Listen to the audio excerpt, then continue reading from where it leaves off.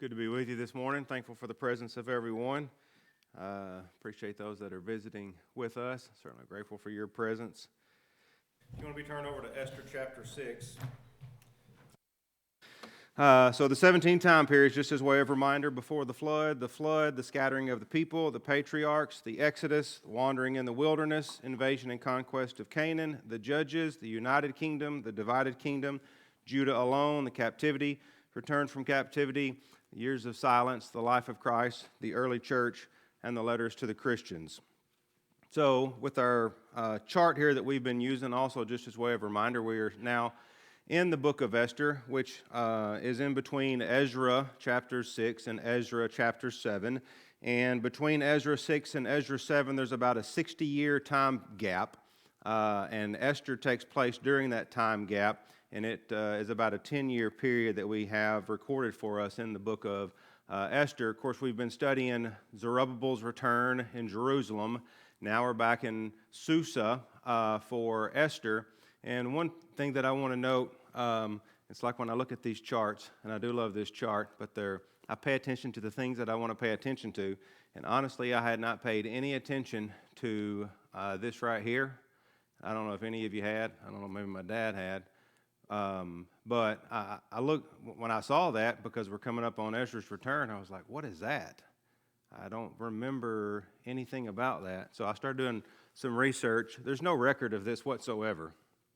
Not sure why it's included on this chart, but I just wanted to point it out because I've been showing this chart every week now, and I know that we've showed it for a while. There are some scholars that attribute Ezra chapter 4 to this. Of course, when they were trying to, or had started rebuilding the walls of Jerusalem, and they ended up stopping, and there are very, very few, but there are some scholars that say during this time that maybe there was actually some destruction that took place, but there's no official record of this whatsoever. So that's nothing that I'm going to show on the slides again. Norm? Could you read that for the folks in the back row, because it's a little small. So it actually says in 466 BC, walls of Jerusalem destroyed again.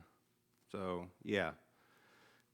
Again, there's no official record of that. So I've got it whited out moving forward, but it's just something that I had not paid attention to, but I did want to point that out before we got to next week's lesson.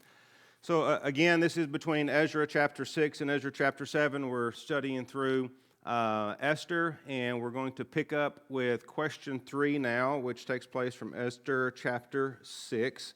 And it says, Esther 6 describes a sleepless king, the reading of the royal records, and Haman's involvement in honoring Mordecai. How does the narrative connect these events, and why is this chapter a turning point in the story? Miss Shirley? Well, he had a dream, and of course, I guess he dreamed of someone saving his life, and he was wanting to know what was ever done for him, and he found out that nothing was ever done. All right, so there in verse 1 of chapter 6, during the night the king could not sleep, so he gave an order to bring the book of records, the chronicles, and they were read before the king. I don't think that it's ever mentioned why he couldn't sleep, but obviously he couldn't sleep, and he's in a situation now where we've got the reading of some of the records. What else? Norm? It's a great example of providence of God again. Sleepless night.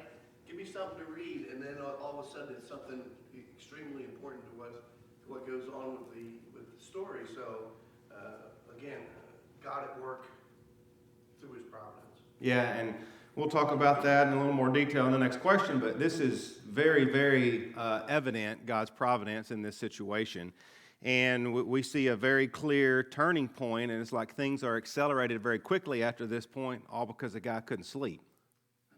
Francis? Okay, well, I have that the king saw what was written, or he heard about Mordecai, and the king wanted to honor Mordecai.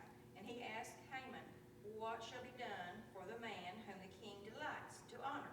And of course, Haman, thinking it was him, he gives him a plan. And then, when the plan went through, he realized the king wasn't thinking of him. Okay, so what was Haman actually going to the king to discuss?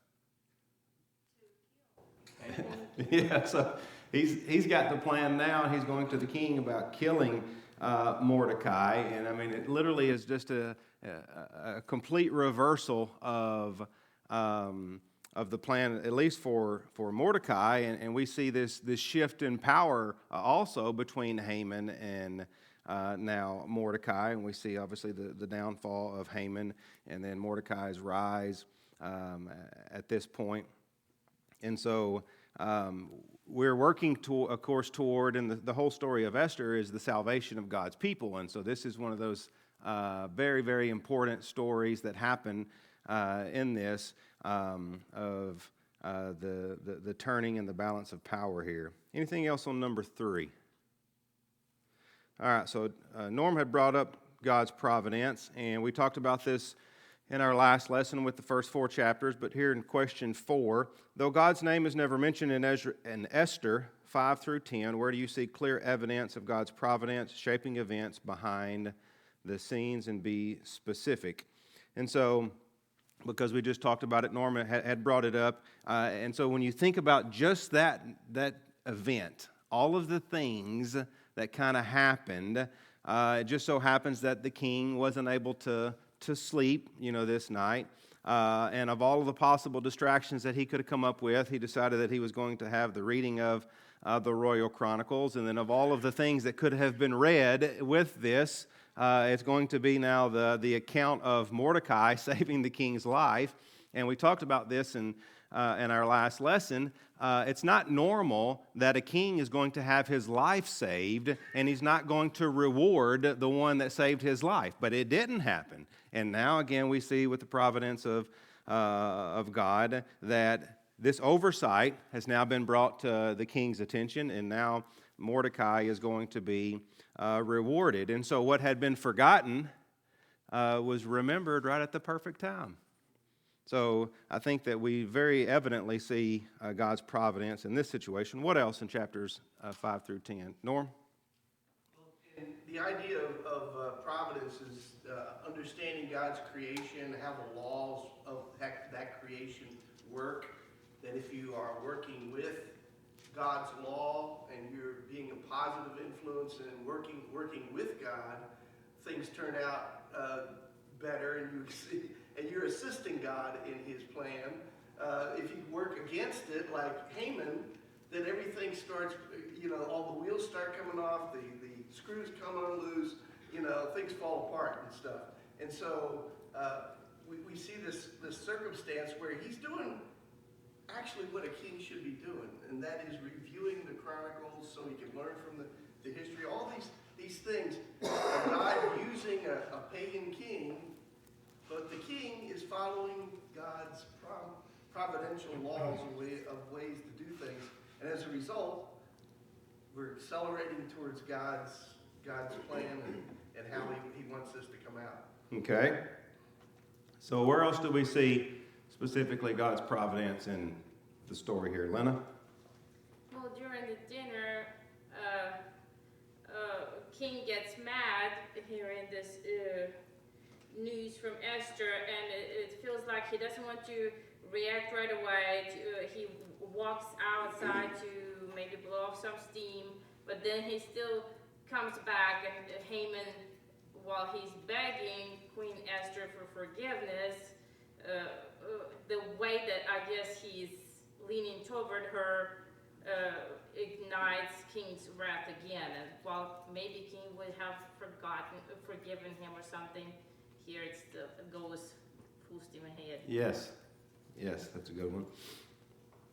So go ahead, Daddy. I think at the very beginning, she was really concerned about whether he would extend the scepter or not, and just the fact that he did that, I think, Yeah. would be providential. Yeah, and we see that twice within the story here that he, she puts her life on the line twice in that situation, and he does hold out the golden scepter. Norm? The last minute plan that reversed everything Haman had done. Like, it had to be right, and it had to go out immediately, and it had to stretch the entire breadth of the empire. Yeah. One of the things that actually occurred, and we read about it in chapter 3 and verse 7, but then we see it kind of playing out here in these chapters. And that's kind of the timing of the original decree. So earlier, Haman had cast lots to determine the destruction of, or the date of destruction. And does anybody remember how long it had taken when he kept casting these lots? It wasn't something that was immediate. So it took 12 months. Yeah. And so obviously I think that God has a hand in this, and he's allowing these things to play out. And it just so happened that Haman is using this system to be able to come up with this. But this delay is going to give time for Mordecai to work through Esther, for Esther to work through the king, and for all of these things to kind of work themselves out in God's timing. Francis? And then the signet ring had a great influence on passing everything that Jews were able to protect themselves, and everything was in God's realm, where before they were just not going to be there anymore. And now they had the protection, they had more of the king behind them than before, and everything was working in God's way. Yeah. Go ahead, Todd. I'm impressed with what Haman's wife tells him in Esther 6:13. It says, if Mordecai, before whom you have begun to fall, is of Jewish origin, you will not overcome him, but will surely fall before him. Yep. So that means that the Gentiles were aware of God's providence. If this is a Jew, you're not going to defeat him. Yeah, and it's interesting because of the counsel that she had given him up until that point, and then she realizes that it's like, no, sorry, this ain't gonna work out too well. And I know that John talked about this some with his lesson in the way that some people view Esther, but I do believe that the absence of God's name does not minimize the book of Esther. In my mind, it actually magnifies God and the book and the providence that we see throughout the book. And all of these things are not just random events that are happening and then it just so happens that the people are now saved. God is very visibly working through these people. Norm? Esther is like the perfect example of people to point and say, hey, look, see, God's plan is gonna fall apart. Because how can you turn around something like this at a time like that when you don't have a text and 3 seconds later the person they're trying to talk to gets it, where it takes months to travel over cart roads, dirt paths, to spread this news out. And all of that still occurred in that time frame in such a way that at the most opportune time, his plan was sustained. And in a way that it would never be threatened like that again. Like, it's one thing to say, oh, we just barely got over this hurdle. That's usually how we do it. But this was a final, done, my plan continues, and there's nobody that can say otherwise. And information was being spread a whole lot faster than what we think. And my dad can tell you about that. It actually mentions a couple of different times in the events here of information being spread by couriers on horseback. Norm? One of the great things about Esther is that the methods that God uses in the book of Esther are the same methods he's using today for us. And so that's what's so great. I mean, there's no miracles, there's no any of that stuff. I mean, those were for a particular purpose, but this one goes, hey, you guys living today, this is how I work today.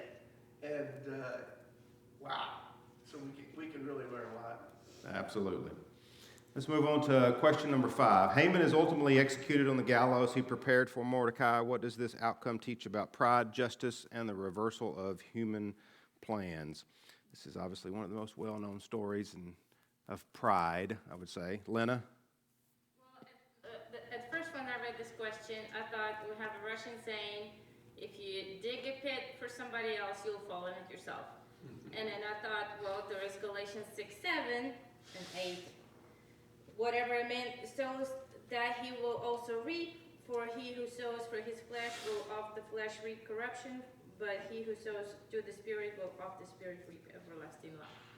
So I'm thinking that Russian proverb probably comes from either Ecclesiastes or Psalm. Ecclesiastes 10 verse 8 says, "Whoever digs a pit may fall into it."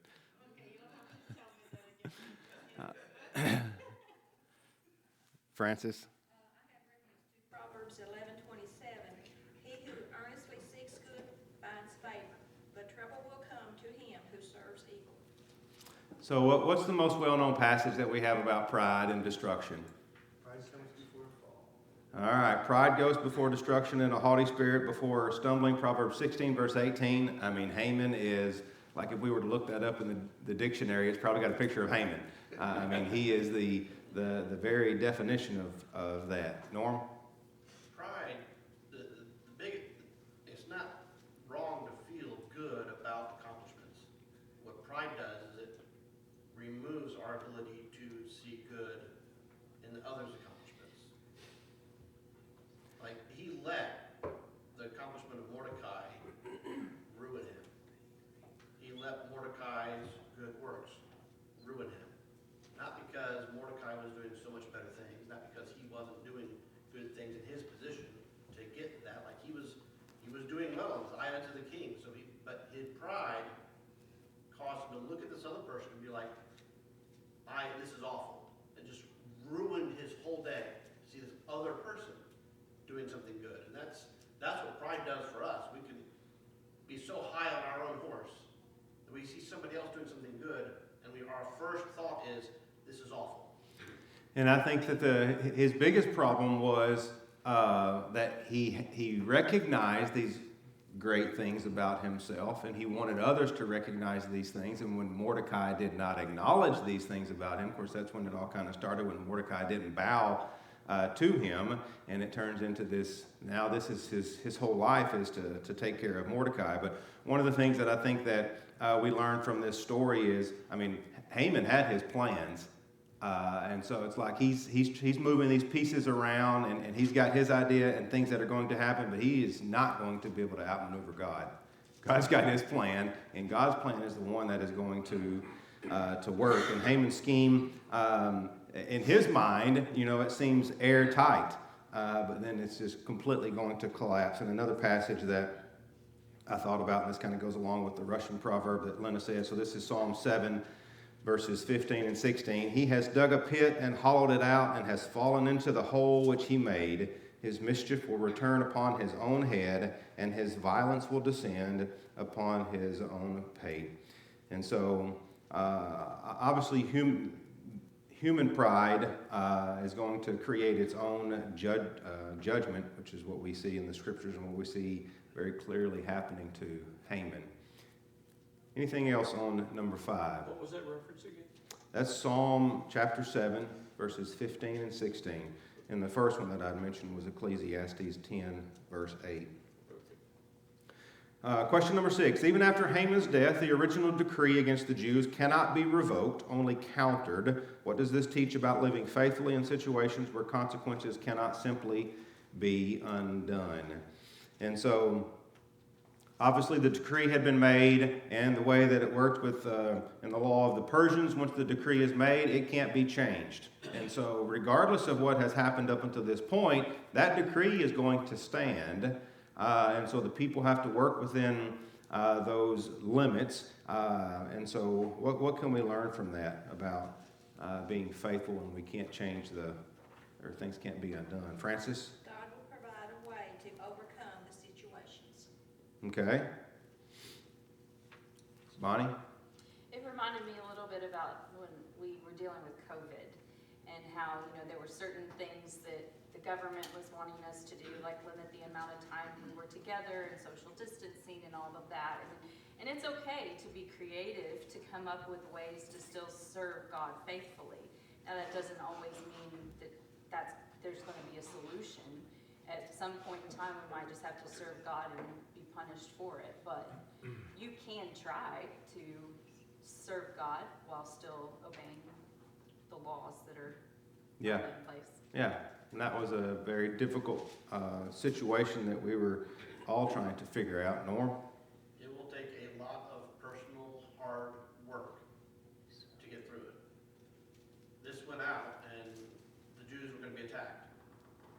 every Jew that didn't want to die had to prepare himself to get into a fight.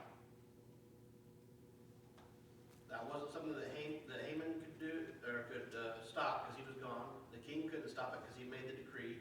Mordecai couldn't stop it because the decree had been made. But he could prepare them to defend themselves. Okay. But that required all those individual people there to decide, all right, look, this is going to take some work. They had to get the supplies, they had to get themselves ready to do this. So within the framework of the story, obviously Esther and Mordecai, they recognize what's going on, and they could have just kind of thrown their hands up like, okay, well, what can we do? And just sat there, but what did they do? Got to work. They got to work, exactly. They recognize that, okay, we can still work within the framework of what's already been done, and we're not going to look back and be like, well, I sure wish that this hadn't happened.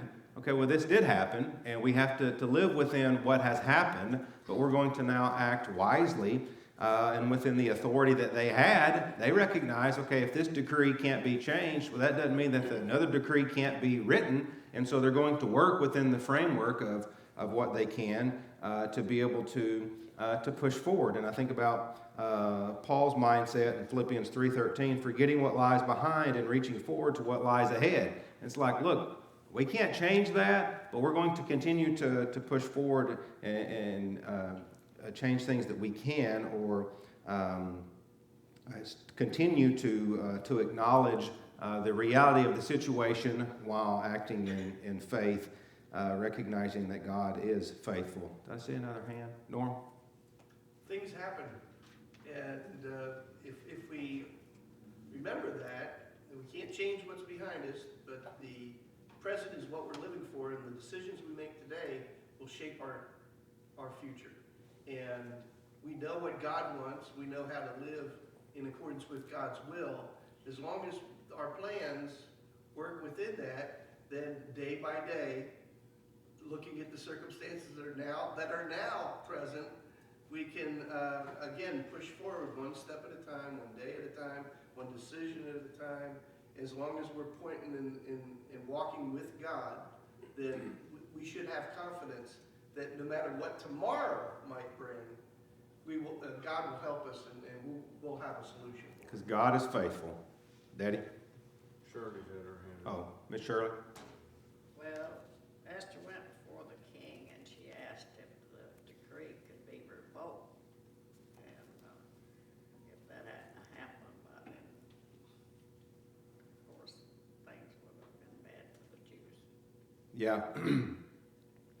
And I think ultimately what we see is their faithfulness continuing to sustain them regardless of the circumstances. And that's something that we have to recognize. Oftentimes our circumstances may not be able to be changed, but that doesn't mean that we lose faith in those situations.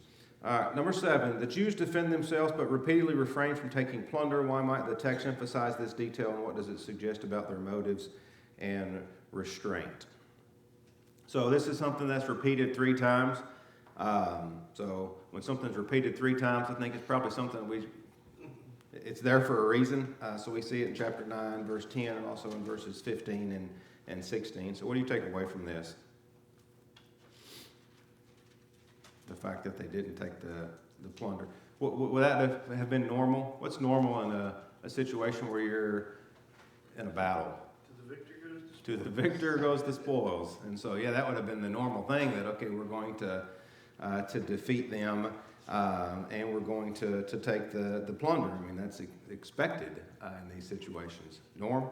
Well, it went to the motive. It's not just what you do, but you have an influence on people that are around you by what you do. And so nobody in this particular case could say, you're just doing it because the king gave you the thing, and so you're taking advantage of that, like the others would have done. But in this case, the motive was pure, their action was pure, just to accomplish the task and then go on serving God after that. Yeah, and I think that's a very good way to put it. Ken? I was thinking that maybe it's that they didn't want anything that would remind them of this situation? You know, anything that would bring to mind the terrible situation that they had been in before this? I don't know, maybe that was the only thing I could come up with. Well, but then they set up the Purim to remind them constantly of this situation. Okay. Daddy? So, they were actually still in captivity. They were not assembling to go into battle. They were assembling to defend themselves for survival. And of course, we still see the providence of God here in all this, is the fact that the remnant would still survive. There were still those that were faithful to God, and they had an attitude and the mind of God, and not being vengeful, but again trying to defend themselves. Yeah, and I think that's one of the things that makes it such a unique situation. They are still in captivity, and they've been allowed to fight just to survive. And yeah, I think that's a very unique situation that we see again with God's providence and His deliverance. Norm? The vengeance was not about gathering wealth, which is what most of the rest of the world in such a situation would have done. I don't necessarily, that guy wasn't planning anything against me, but I've wanted his stuff for a while now. So I'll go ahead and kill him and take his stuff too. And in this case, it was literally we need to find those that want to kill us and get rid of them. Yeah. And that's it. It really was just about survival. All right, so we had mentioned the establishment of the Purim, so let's go ahead and talk about question number 8. So the book concludes with the establishment of Purim and the elevation of Mordecai. Why is remembrance such a fitting conclusion to the story, and what role does remembering play in sustaining faith when God's work is not immediately visible? Miss Shirley? Well, they came from the state of mourning to the state of gladness, and they celebrated that, and the Jews still celebrate that today. It is something, that is still celebrated today, and actually it's going to be celebrated here very, very soon. I think they normally celebrate it in the Hebrew month of Adar, which is late February, early March. So this is something that is still done to this day, and they have certain things that they do, and one of them is reading the book of Esther as they celebrate this. But what would be the importance of this in the remembrance? Norm? To show that God was in control, because the lot system, or what the priest used there in casting lots to determine what God wanted to be done, was all saying God's in control.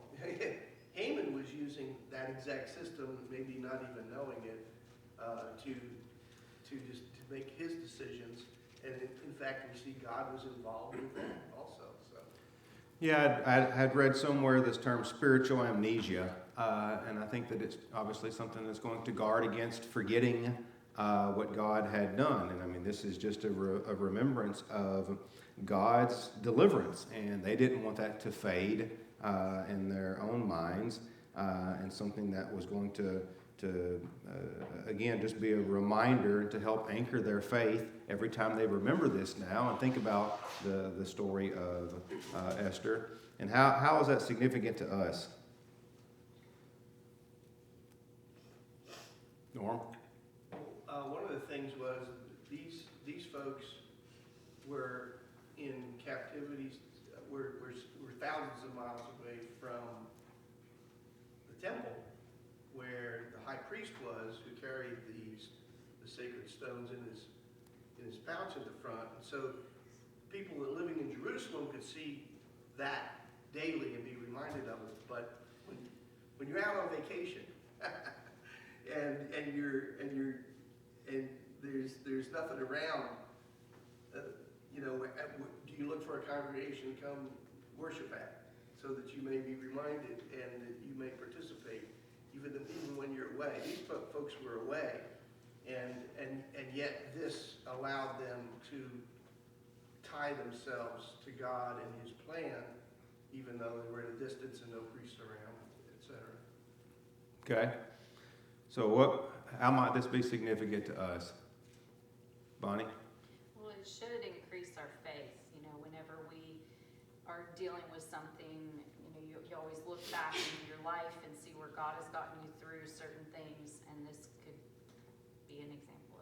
Yeah, I mean, I think just the fact that we are here, what is this, February the 22nd, 2026, and we're talking about these events and we're talking about the providence of God. If we didn't do this, what would most likely happen? We're going to forget. And so we are reminded, while we may live a day, this shouldn't happen, but we may live a day where we don't see God, and so we can lose sight. And so these constant reminders, which we have these reminders all around us, but these constant reminders, what we're going to be able to do this morning with partaking of the Lord's Supper, this is a remembrance to help us to increase our faith, so that every day we have this confidence, recognizing that we serve a living God who is active and who is working to take care of the people that are obedient to him. And so this is something that should sustain our faith and just grow our faith on a daily basis. All right, let's grab question number 9 real quick. So what similarities, if any, can you observe between Mordecai and Christ? Ms. Shirley? Well, they did God's will, and they love their people, and they speak of peace. Okay. All right. Norm? He was hated and reviled. Even though he was, in fact, honored, he was still hated and reviled. He was going to be hung. And yet, the one who had power put his enemies under his feet and elevated him to sit next to him. Okay. Ken? Well, I see him as a savior, a lot like Christ in that respect. He was instrumental in saving the Jewish people from annihilation, just like Christ saved us from annihilation. Yep. Yeah, we see a pretty great reversal of things that happened there with because of Mordecai and his hand in it. Todd? You had an image on maybe question 4 of the gallows, and our English translations use the word gallows because that's the way the King James would have thought of hangings in the 1600s when it was written, but that hadn't been invented yet. That stake was the Persian way of hanging a man, impaling a man and lifting him up. So the plan for Mordecai was to pierce him, lift him up, and let everybody mock him. And that plan, the wicked plan of man, was thwarted by God. And so when you see exactly what was planned, you naturally see the connection to Christ. The crucifixion was so similar. You also see a connection with Haman ending up impaled like that to Judas, who hung himself in a similar way. Yeah. There are people that vary on whether or not we can call Mordecai a type of Christ. I'm indifferent on that, but I think that there are a lot of similarities that we see between Mordecai and Christ. So, Daddy? he was, he suffered first, but then he was recognized by the king. Jesus suffered first and then was recognized as the Savior of the world, the King, by God. Yeah, and one of the things we just talked about, obviously with the Purim, so both victories are remembered and meant to be remembered with the Purim, and obviously as we talked about with the Lord's Supper. I see another hand, Miss Sue. Jesus was hung, Mordecai was to be hung on gallows, but escaped that end, and Jesus hung on a cross and escaped death 3 days later. Yep. Yeah, I think that we see so many similarities between Mordecai and Christ. Let's go ahead and jump into lesson 7. And so, of course, I had mentioned at the beginning of class that there's about a 60-year time gap between Ezra chapter 6 and Ezra chapter 7. And just think about all the things that can happen over a 60-year period. Obviously, there are going to be people that are going to die off.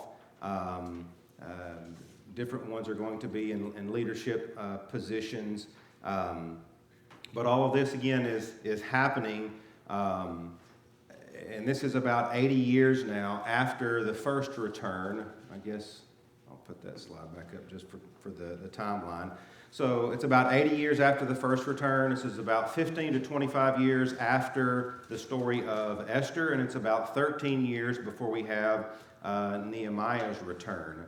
And again, they are still under Persian rule at this time. And while Zerubbabel really focused on rebuilding the altar, rebuilding the temple, Ezra's focus is more going to be on rebuilding the people. And I think in some regards, maybe rebuilding the physical structure was a little bit easier than maybe rebuilding the hearts of the people.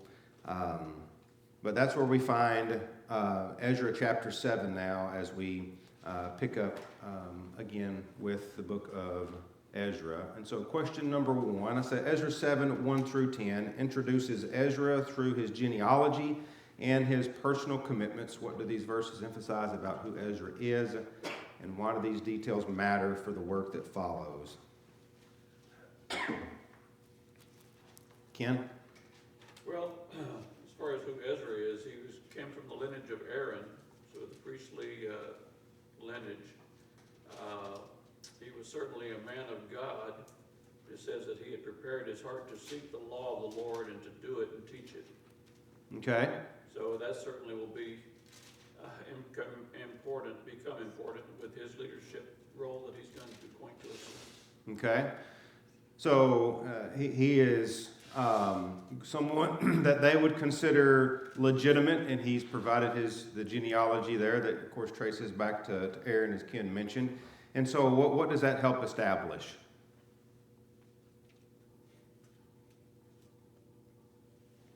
Besides legitimacy. That, in connection with the fact that it says that he's a scribe skilled in the law of Moses. So what's he coming to the people with? Knowledge. And he's got, outside of what had been given to him by the king, there's a certain amount of authority that he's coming with. The fact of the matter that he gives his genealogy as a priest back to Aaron, and again, the training that had to have happened in being a scribe and being skilled in the law of Moses. But I think the most important thing that we see, and we'll talk about with our next question, is really his attitude, his mindset that he had going into this, and how he had prepared his heart to study, to practice, and to teach.